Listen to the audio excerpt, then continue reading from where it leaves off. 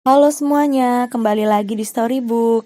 Kali ini Storybook akan membawakan cerita dari Asa Pena Mulia yang berjudul M No UTA atau Rain Song.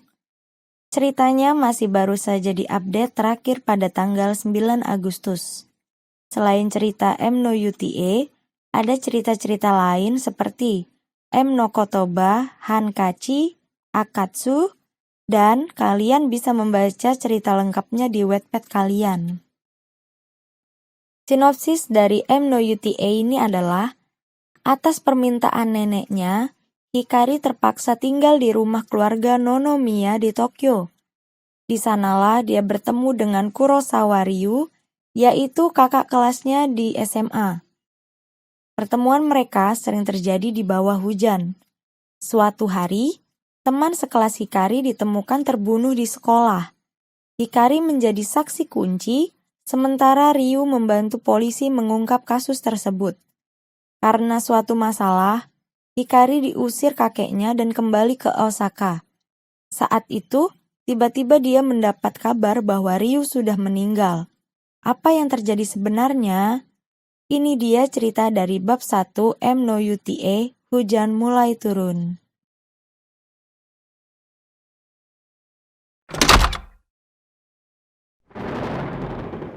Hikari, aku mencintaimu. Mataku terbuka dengan terkejut, refleks aku menoleh ke kanan dan ke kiri. Walaupun keadaan masih gelap, aku tahu sedang berada di kamarku. Aku pun tersadar, rupanya aku baru saja bermimpi. Aku meraih handphone di atas meja di samping tempat tidurku. Pukul 1 dini hari, terdengar suara hujan mengguyur bumi dengan derasnya. Sebelum aku tidur tadi, hujan memang mulai turun. Tak kusangka, hujan masih turun hingga kini. Suara air yang tercurah dari langit tersebut seperti menampar-nampar disertai dengan angin kencang. Aku menarik selimut lebih ke atas lagi. Tangan kananku lalu menyilang di dahi, mataku terpejam. Pernyataan cinta? Kembali aku membuka mata dan bangkit dari posisi tidurku. Aku lalu duduk memeluk lutut, merenungi mimpiku barusan. Mungkin itu bukanlah mimpi yang perlu direnungi, tetapi yang membuatku memikirkannya ialah karena mimpi tersebut bukan sekedar mimpi. Mimpi itu adalah kenanganku sendiri, sebuah momen yang baru saja ku alami dan hadir kembali dalam tidurku.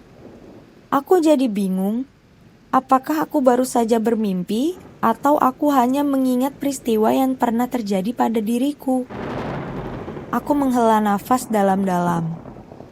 Kuusapkan kedua tangan ke wajah, lalu kuletakkan dagu di atas lutut. Ya, beberapa hari yang lalu, salah seorang di masa laluku tiba-tiba hadir di rumahku. Dia sedikit banyak mengingatkanku pada berbagai peristiwa waktu di SMA dulu. Lalu, puncaknya adalah kemarin. Tanpa diduga dia berkata, "Hikari, aku mencintaimu." Itu pertama kalinya aku mendapat pernyataan cinta, dan karena itu, aku tak tahu harus berbuat apa.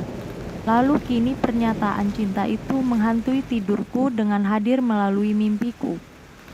Tiba-tiba saja kilat menyambar, menimbulkan cahaya terang sejenak dalam kamarku yang gelap. Disusul dengan bunyi guntur yang menggelegar. Aku memeluk lutut lebih erat. Hatiku sakit. Gemuruh suara hujan terasa semakin mengiris batinku. Hujan, hujan selalu mengingatkanku pada seseorang. Titik-titik air yang berjatuhan itu seolah memainkan irama yang menyedihkan. Melodi sendu yang membuka kembali luka lama, membongkar setiap kenangan serta kepingan-kepingan memori yang tererat, yang selama ini kucoba untuk mengukurnya dalam-dalam dan menutup rapat-rapat. Namun hujan, siapakah yang dapat menolaknya? Siapa yang sanggup menghalanginya? Curahan air itu ke bumi, tak seorang pun, tidak pula aku. Sekali lagi cahaya kilat menyelinap ke dalam kamar, diikuti dengan suara yang dahsyat hingga menerjang gendang telinga, mengguncang jiwaku yang goyah. Ah, petir! Dia pernah mengatakan bahwa tak ada yang perlu ditakutkan mengenai petir. Tapi bagiku, tetap saja petir itu menimbulkan ketakutan tersendiri. Logika yang jernih menyatakan bahwa petir itu sama sekali tidak menakutkan. Namun, hati yang rapuh yang telah beberapa kali merasakan pedihnya kehilangan tidak bisa tidak mengalami ketakutan dikala hujan lebat disertai petir menerpa. Mereka menyebutnya astrafobia atau brontofobia. Maka, aku pun hanya bisa merintih, terseduh perlahan ketika luka itu terasa begitu menusuk.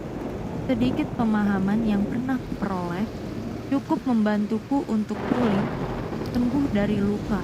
Namun, kepedihan itu masih ada, belum juga sirna.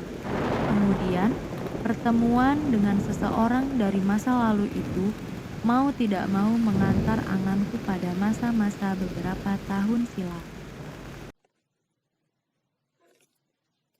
Thank you ya yang sudah menonton video ini sampai akhir. Jangan lupa like, comment, share, dan subscribe karena subscribe itu gratis.